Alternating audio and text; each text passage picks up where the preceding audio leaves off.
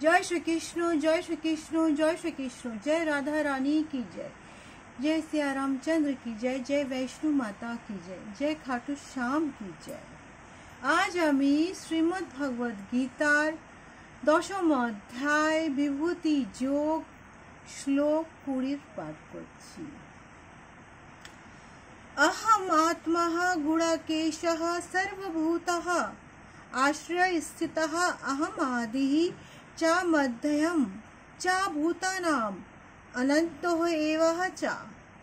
অনুবাদ। এখানে ঠাকুর বলছেন, হে গুড়াকেশ, আমি সমস্ত জীবের হৃদয়ে অবস্থিত পরমাত্মা, আমি স্বর্গের ভূতের আদি, মধ্য ও অনন্ত। তাৎপর্য, এখানে যে গুড়াকেশ শব্দটা শ্রীকৃষ্ণ ব্যবহার করেছেন অর্জুনের জন্য। অর্জুন গুড়াকেশ। গুড়াকেশ মানে কি?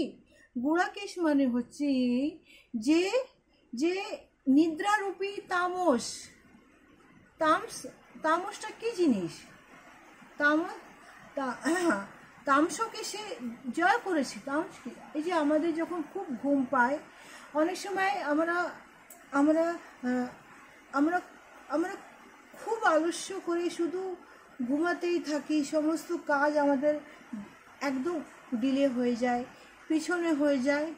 সেই ঘুম যখন আমাদের, ঘুম তো শরীরের জন্য অতি আবশ্যক, কিন্তু যখন সেই ঘুমটা যখন এক্সেস হয়ে যায়, এক্সট্রা হয়ে যায়, যে ঘুমের জন্য আমাদের ইম্পর্টেন্ট কাজ যখন আটকিয়ে যায়, তখন সেটা কি হয়ে যায়? তামসরূপী হয়ে যায়। সেই তামসরূপী যে অন্ধকারটাকে সে অর্জুন জয় করেছে। সেই জন্য ঠাকুর তাকে বলে সম্বোধন করেছে গুড়াকেশ। এখানে ঠাকুর প্রথমে অর্জুনকে বলছেন তার মুখ্য বিস্তার রূপে মাধ্যম তিনি হচ্ছেন সমস্ত বিশ্ব চরাচরের আত্মা।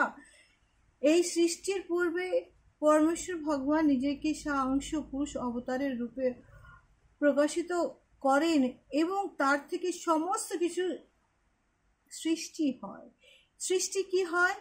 উনি ব্রহ্মাকে সৃষ্টি করেছেন, উনি শিবকে সৃষ্টি করেছেন, উনি সমস্ত জগৎকে সৃষ্টি করেছেন। এই পশু পাখি জীব জন্তু সব কিছু ওনার সৃষ্টি। আমি আপনি সকল উনি সৃষ্টি করেছেন।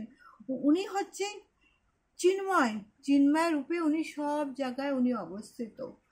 হে পরমাত্মা, হে শ্রীকৃষ্ণ, তুমি হচ্ছে জগতের পালনহার।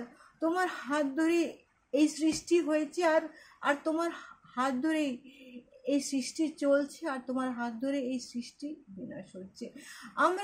আমরা কয়েকশোবার জন্ম নিচ্ছি, আবার আগেও জন্ম নেব। কেন? আমাদেরকে জন্ম কে দিচ্ছে? তুমি দিচ্ছ। চালাচ্ছে কে? তুমি চালাচ্ছ। আমাদের জীবনের শেষ মুহূর্তে কে নিতে আসবে? তুমি নিতে আসবে, হে শ্রীকৃষ্ণ।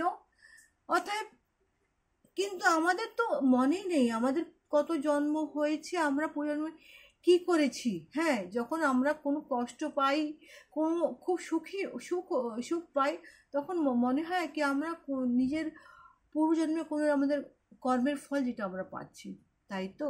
কিন্তু শ্রীকৃষ্ণ যে আমাদের সাথেও কয়েকবার জন্ম নিয়েছে। যখনই অসত্যের বিনাশ করতে হয়, তখনই উনি আসেন, কখনো রাম রূপে, কখনো শ্রীকৃষ্ণ রূপে, কখনই চৈতন্য রূপে। জয় শ্রীকৃষ্ণ, জয় শ্রীকৃষ্ণ, জয় শ্রীকৃষ্ণ। আচ্ছা, শ্লোক 21। आदित्यनाहम अहम विष्णु ज्योतिषाहम रविः अंशुमहन मरीचः मरुताम अस्मि नक्षत्रनाम अहम शशि। অনুবাদ। আদিত্যদের মধ্যে হে অর্জুন, আমি সমস্ত আদিত্যের মধ্যে আমি বিষ্ণু, জ্যোতিষ্কের মধ্যে আমি কিরণশালী সূর্য, মরুতের মধ্যে আমি মরিচিতা এবং নক্ষত্রের মধ্যে আমি চন্দ্র। অতএব শ্রীকৃষ্ণ বলছেন, হে অর্জুন, আমি সর্বে সর্বা, আমি সব কিছু, অতএব তুমি আমাকে পুজো। এখানে ঠাকুর আবার বলছেন কি, পরম পুরুষোত্তম ভগবান এই জড় জগতে কারণোদ কারণোদ সই বিষ্ণু, গর্ভদায়ী সই বিষ্ণু, ক্ষীরোদয় বিষ্ণু। উনি নিজেই তিন রূপে এখানে বিরাজমান। উনি সকলের মধ্যে আছেন, সকলের মধ্যে উনি উপস্থিত, কিন্তু সবাইকে অনুভব করতে হবে। শুধু কৃষ্ণ নাম করলে চলবে না, কর্মটা সব থেকে মেন, কর্মপ্রধান। ঠাকুর বুঝিয়েছেন সবাইকে কর্মপ্রধান হও, কিন্তু সেই কর্মের ফলটাকে আমার চরণে তুমি দিয়ে বলো, ঠাকুর তুমি সব কিছু, ভালো তুমি, মন্দ তুমি, আমি কিছু জানি না। জয় শ্রীকৃষ্ণ, জয় শ্রীকৃষ্ণ, জয় শ্রী।